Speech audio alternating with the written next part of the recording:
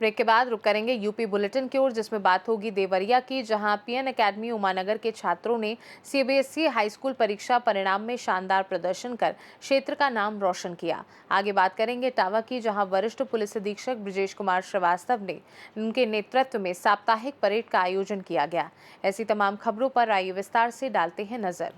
रायबरेली के हरचंदपुर थाना क्षेत्र के जोहो वाशरकी गांव में गाना बजाने को मना करने पर पड़ोसियों द्वारा मां बेटी के साथ मारपीट किए जाने का मामला सामने आया है।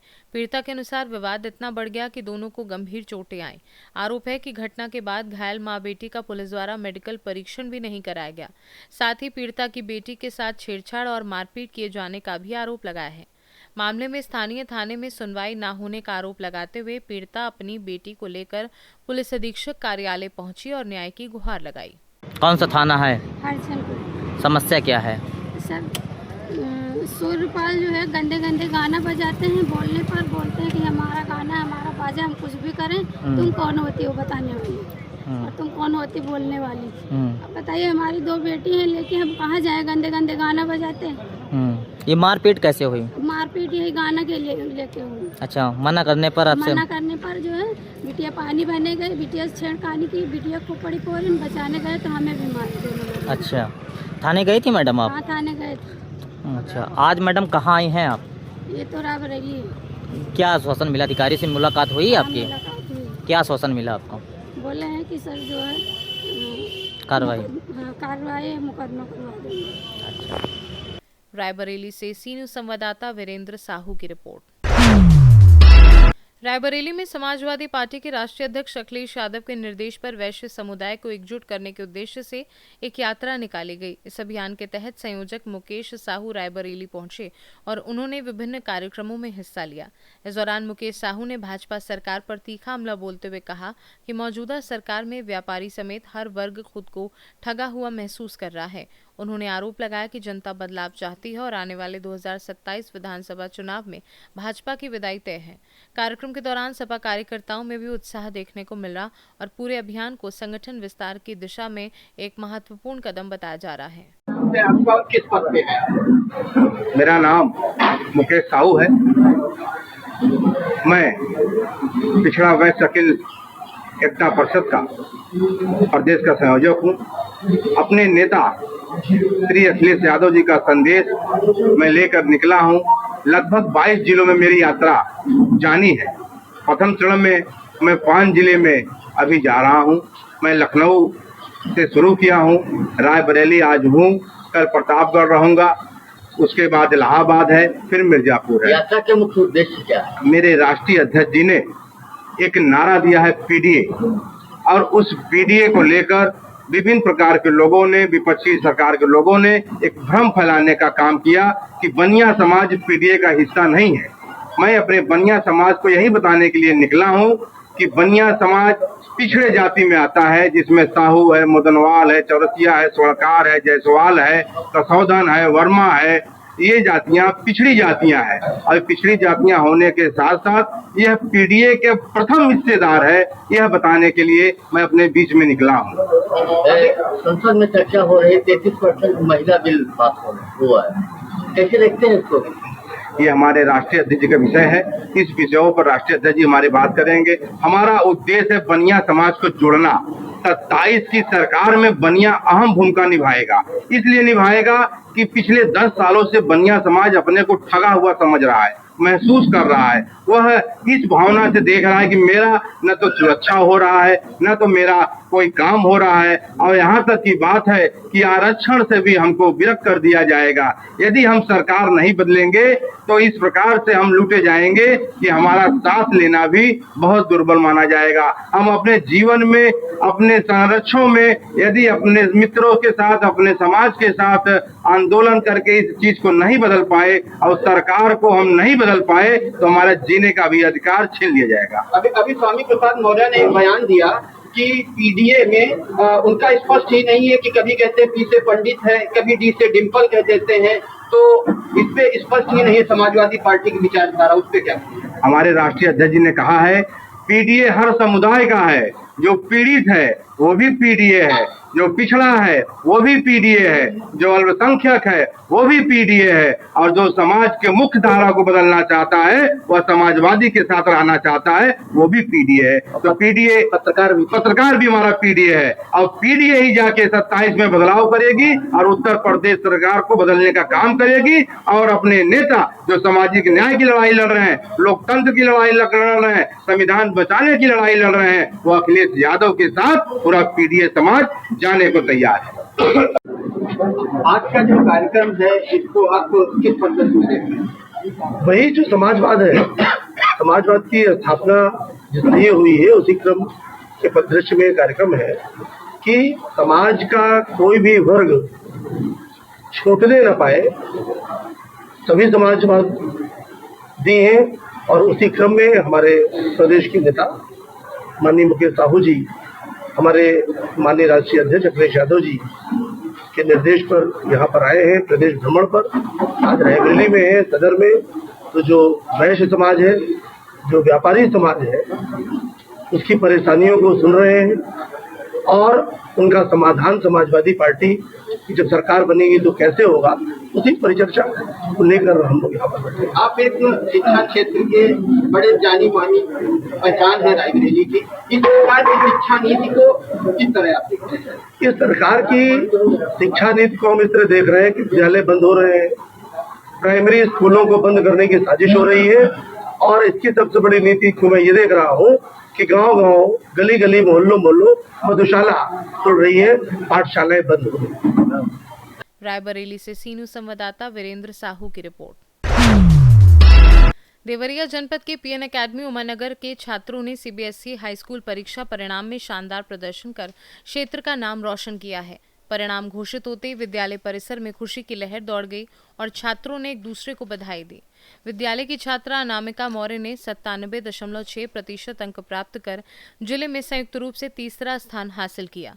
इसके अलावा विद्यालय के अन्य विद्यार्थियों ने भी 90% से अधिक अंक प्राप्त कर उत्कृष्ट प्रदर्शन किया। इस उपलब्धि पर विद्यालय के प्रिंसिपल और शिक्षकों ने छात्रों को मिठाई खिलाकर और माल्यार्पण कर उनके उज्जवल भविष्य की शुभकामनाएं दी। विद्यालय प्रशासन ने सफलता का श्रेय छात्रों को कड़ी मेहनत, शिक्षकों के मार्गदर्शन और संस्थान के अनुशासित शैक्षणिक वातावरण को दिया। कैसा लग रहा है आप 97.4? अच्छा लग रहा है। किसी श्रेय देंगी? अपने टीचर्स, अपने मम्मी पापा, यहाँ के जो टीचर्स हैं वो बहुत अच्छे हैं। यहाँ के जो केमिस्ट्री के टीचर्स हैं, एसएसटी के टीचर्स हैं, साइंस के टीचर्स हैं, मैथ्स के टीचर, मैं सबका थैंक यू बहुत ज़्यादा बोलना चाहती हूँ। अपने मम्मी पापा के लिए मैं स्पेशली बहुत ज़्यादा थैंक यू बोलना चाहती हूँ। इस स्कूल के जितने भी फैकल्टी, टीचर्स हैं, प्रिंसिपल्स हैं, मैं उन सबके लिए बहुत ज़्यादा थैंक यू बोलना चाहती हूँ। जब आपने पेपर दिया था तो कैसा रहा था पेपर? पेपर बहुत medium to easy to medium level का था। बस मैथ्स के क्वेश्चन थोड़े हार्ड लगे थे, लेकिन बाकी सारे क्वेश्चंस इजी लेवल के ही थे मोस्टली। क्या बनना चाहती हैं आप आगे? इंजीनियर। किस विद्यालय से बिलोंग करती हैं? PN academy. कहाँ पे है? उमानगर देवरिया। किस तरह टीचर्स चेयरमैन सर गाइडलाइंस करते थे? उन्होंने हमें बहुत ज़्यादा मोटिवेट किया। उन्होंने मतलब जब एग्ज़ाम आता है तो बच्चे बहुत ज़्यादा डिप्रेस्ड हो जाते हैं, उनको मतलब बच्चों को बहुत ज़्यादा उन्होंने मोटिवेट किया, कभी उनको हार नहीं मानने दिया। अगर हमें कोई भी डाउट्स होते थे तो हमारे डाउट्स को बहुत ज़्यादा सॉल्व करते थे, और बाकी हमें कोई भी प्रॉब्लम होती थी हम टीचर से कांटेक्ट कर लेते थे। उन्होंने हमें बहुत ज़्यादा PYQ सॉल्व कराया, जिसने हमें बहुत ज़्यादा हेल्प किया। क्या नाम है आपका? अनामिका मौर्य। कितना परसेंट आया आपका? 97.6। ऐसा लग रहा है आपने इतना अच्छा परसेंटेज लाया? मैं 94% पाई हूँ। शिवांगी नाम है मेरा। मुझे बहुत अच्छा लगा था और इसके लिए मैं सारा श्रेय अपने स्कूल के टीचर्स और सारे लोगों को देना चाहती हूँ, मेरी फैमिली। वो लोग मुझे बहुत अच्छी तरह से गाइड किए। लाइक ये टीचर्स, सारे टीचर्स जो थे वो लोग कहते थे कि मैं 24/7 हमेशा अवेलेबल रहूँगा, तुम जब चाहो तब मुझे मैसेज कर सकती हैं आप। हर एक डाउट सब सॉल्व करते थे। उन लोग का नोट्स इतना बेटर रहता था कि जिससे बहुत ईजीली समझ में आ जाता था, और मैं उन लोगों के लिए बहुत थैंकफुल हूँ। क्या बनना चाहती हैं आप? मैं एक MBBS डॉक्टर बनना चाहती हूँ। क्या नाम है आपका? मेरा शिवांगी गुप्ता नाम है। कैसा लग रहा है आपको? बहुत अच्छा लग रहा है ये जान के कि मतलब ये सब इतनी अचीवमेंट्स मिल रहे हैं मुझे, और बहुत खुशी हो रही है। किसे श्रेय देंगे आप? मैं अपने टीचर्स को श्रेय देना चाहती हूँ, पेरेंट्स को देना चाहती हूँ। मेरे टीचर्स, मेरे पेरेंट्स बहुत सपोर्ट किया मुझे, मेरे सिबलिंग ने मुझे बहुत सपोर्ट किया और मेरे टीचर्स ने मुझे हमेशा मोटिवेट किया, हमेशा आगे बढ़ने के लिए सही राह दिखाई और मैं उन्हें थैंक यू बोलूँ। आगे क्या कोशिश रहेगी? आगे मेरी यही कोशिश रहेगी कि मैं हमेशा मतलब जैसे मेरे टीचर्स ने मुझे बताया है मैं वैसे ही अपने आप पे फोकस्ड रहूँ और मतलब मुझे अच्छे से जो है हर काम को करना है। क्या नाम है आपका? सुहाना तिवारी। सर बच्चे टॉप किए हैं, कैसा लग रहा है आप लोग को? बहुत अच्छा लग रहा है सर। और ये बच्चों के टॉप करने की वजह से स्कूल और स्कूल के पूरे परिवार को बहुत खुशी है।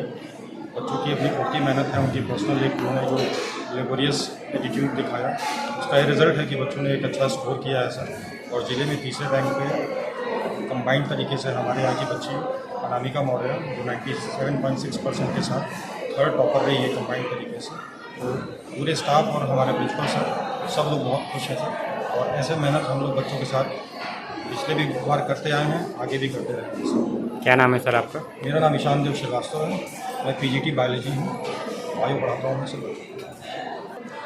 सर क्या कहेंगे बच्चे टॉप किए? सर अच्छा लगता है जब रिज़ल्ट इस तरीके का आता है। साल भर हम लोग बहुत हार्ड वर्क करते हैं, बच्चों के साथ लगे रहते हैं, हर चीज़ में उनको सपोर्ट करते हैं। साथ में बच्चे भी वो सारी चीज़ें वापस देते हैं, चाहे वो मार्क्स लाना हो, चाहे वो फिर उस तरीके से रिज़ल्ट देना जिस तरीके से हम लोग एक्सपेक्ट कर रहे हैं। तो हमेशा सही लगता है और हमेशा कोशिश रहती है कि हर बच्चे जो है वो सही तरीके से मार्क्स लाए और सारी चीज़ें करें। और सबसे बड़ी बात है कि वो एक अगले स्टेज पे एक अच्छे तरीके से जाए। तो it always feel better, it always feel good and I hope that upcoming years also same तरीके से ये रिज़ल्ट आएगा और हम लोग भी मेहनत करेंगे और सब बच्चे भी उस तरीके से मेहनत करेंगे। कैसा लग रहा है आपको? सब बहुत अच्छा लग रहा है। कहीं ना कहीं हम लोग की मेहनत हम लोग का जो परिश्रम है और वो रंग में आया है। आज हमारे स्कूल की बिटिया अनामिका मौर्य जो है पूरे डिस्ट्रिक्ट में टॉप थर्ड है और बहुत अच्छा लग रहा है। क्या नाम है आपका? District commissioner. सर आपके विद्यालय से बच्चे टॉप किए हैं, क्या कहेंगे इस पर? इसके लिए मैं अपने विद्यालय परिवार के सारे शिक्षक शिक्षिकाओं को विशेष रूप से धन्यवाद देता हूं, जिनके अथक मेहनत और उनके पढ़ाने के तौर तरीके से आज बच्चों ने जो है ज़िले में इस विद्यालय का नाम रोशन किया है। जिसमें से हमारी एक बिटिया जिसका नाम अनामिका मौर्य है, जिसने 97.6% लेकर के थर्ड रैंक पूरे ज़िले में मारी है। और उसके बाद से मेरी एक बिटिया जिसका नाम शिवांगी गुप्ता है और एक सुहाना तिवारी, जिन्होंने 94 अप्रॉक्स उन्होंने जो है लेकर के इस विद्यालय का नाम और हम लोगों के विश्वास को आगे बढ़ाने का काम किया। और हम लोग उनके उज्ज्वल भविष्य के लिए ईश्वर से कामना करते हैं कि उनकी पढ़ाई जैसे चल रही है वैसे ही आने वाले जीवन में भी चलती रहे, उनका भविष्य सुंदर समृद्ध बेहतर बनता जाए। सर विद्यालय आपका कहाँ है? मेरा विद्यालय जो है वो चटनीगढ़ी के पास पीएन एकेडमी, जो सेकंड ब्रांच के रूप से जानी जाती है, जहाँ पे 9th से लेकर 12th तक की पढ़ाई होती है। बाकी 2 ब्रांचेज अलग अलग जगहों पे हैं। और क्या नाम है आपका सर? मेरा नाम सुधीर कुमार सिंह है, मैं विद्यालय का प्रधानाचार्य हूँ। देवरिया से सीनू संवाददाता रवि प्रकाश की रिपोर्ट। इटावा की रिजर्व पुलिस लाइन में शुक्रवार की सुबह एक अलग ही अनुशासन और ऊर्जा का माहौल देखने को मिला, जब वरिष्ठ पुलिस अधीक्षक ब्रिजेश कुमार श्रीवास्तव के नेतृत्व में साप्ताहिक परेड का आयोजन किया गया। परेड के दौरान एसएसपी ने सलामी ली और जवानों के फिटनेस स्तर का जायजा लिया। इसके बाद दौड़ और ड्रिल के माध्यम से पुलिसकर्मियों की शारीरिक क्षमता और अनुशासन की परीक्षा ली गई। साथ ही एसएसपी ने यूपी 112 की पीआरवी गाड़ियों का निरीक्षण किया और दंगा रोधी उपकरणों से लेकर फर्स्ट एड किट तक की जांच की। उन्होंने स्पष्ट निर्देश दिए कि सभी वाहन और उपकरण हर समय दुरुस्त और उपयोग के लिए तैयार रहने चाहिए। निरीक्षण के दौरान उन्होंने आरटीसी कार्यालय, बैरक और मेस का भी जायजा लिया। इटावा से सीनू संवाददाता देवेंद्र सिंह की रिपोर्ट। कन्नौज नगर पालिका में मनोनीत सभासदों का शपथ ग्रहण समारोह संपन्न हुआ। कार्यक्रम में राज्य मंत्री असीम अरुण ने नव मनोनीत सभासदों को बधाई दी और उनके उज्जवल कार्यकाल की शुभकामनाएं दी। इस अवसर पर मंत्री ने कर्मचारियों के अधिकारों और प्रशासनिक पारदर्शिता को लेकर सख्त रुख अपनाया। उन्होंने स्पष्ट निर्देश देते हुए कहा कि सभी कर्मचारियों को हर महीने हस्ताक्षरित वेतन पर्ची उपलब्ध कराई जाए। उन्होंने ये भी कहा कि कर्मचारियों को महीने में 4 साप्ताहिक अवकाश अनिवार्य रूप से दिए जाएं ताकि कार्य जीवन संतुलन बना रहे। मंत्री असीम अरुण ने कहा कि कर्मचारियों का सम्मान और जनसेवा में पारदर्शिता हमारी प्राथमिकता है। कन्नौज नगर पालिका में 5 नामित सभासदों को आज शपथ दिलाई गई। नगर पालिका कन्नौज अच्छा काम कर रही है और बेहतर कैसा करे इसके लिए चर्चा हुई। मैंने कुछ सुझाव भी दिए हैं। मैंने पहला सुझाव ये दिया है कि जो हेल्पलाइन नंबर 1077-1077 कन्नौज में काम कर रहा है, अब समय आ गया है कि उसके ऊपर नगर पालिका से संबंधित जो लोगों की मांग है, बिजली खराब है, स्ट्रीट लाइट खराब है, गंदगी है, कहीं पे कोई मरा हुआ जानवर पड़ा हुआ है, जो नगर पालिका से मांगे हैं उनको 1077 पे लिया जाए और प्रतिदिन उनकी समीक्षा अध्यक्ष जी द्वारा भी हो, ईओ साहब द्वारा भी हो, मेरे द्वारा भी हो कि हमारे सब काम ठीक से संचालित हो रहे कि नहीं। साथ साथ अब 30 सभासद हैं, दौर पूरी तरीके से विशेषज्ञता का है। मैंने सुझाव दिया, मैं भी सहयोग करूंगा कि हमारे कुछ सभासद स्वच्छता के ऊपर विशेषज्ञ बने, कुछ सीवर सिस्टम कैसे काम करेगा, प्रकाश व्यवस्था कैसे काम करेगी, इस तरह से जितने भी नगर पालिका के काम है उनके लिए 2-2, 3-3 सभासदों की टोली बना करके उनकी रुचि और उनकी पूर्व की शिक्षा, उनके पूर्व के अनुभव के आधार पे बनाया जाए, जिससे कि हम लोग कन्नौज नगर के रूप में देश की राजधानी एक समय पर रहे हैं, वो भव्यता, वो गौरव हम अपने कन्नौज का पुनः स्थापित करें। कन्नौज से सी न्यूज़ संवाददाता महेश गौड़ की रिपोर्ट। उन्नाव जिले में एक सरकारी अधिकारी के लगातार कार्यालय से अनुपस्थित रहने को लेकर सवाल खड़े हो रहे हैं। स्थानीय लोगों का आरोप है कि संबंधित अधिकारी अक्सर दफ्तर में मौजूद नहीं रहते, जिससे कामकाज प्रभावित हो रहा है और फरियादियों को परेशानी का सामना करना पड़ रहा है। शिकायतकर्ताओं का कहना है कि भूमि संबंधी मामलों सहित कई महत्वपूर्ण फाइलें लंबित पड़ी हैं, लेकिन अधिकारी से संपर्क करना भी मुश्किल हो रहा है। आरोप है कि सरकारी नंबर पर कॉल करने पर भी अक्सर जवाब नहीं मिलता, जिससे लोगों की समस्याएं समय पर नहीं सुनी जा पा रही हैं। मामले को लेकर लोगों ने उच्च अधिकारियों से जांच की मांग की है ताकि स्थिति स्पष्ट हो सके और आवश्यक कार्यवाही की जा सके। उन्नाव से सी न्यूज़ संवाददाता प्रिंस की रिपोर्ट। यूपी बुलेटिन में फिलहाल के लिए इतना ही। बने रहिए सी न्यूज़ भारत के साथ। हर खबर आपके साथ, आपके हाथ।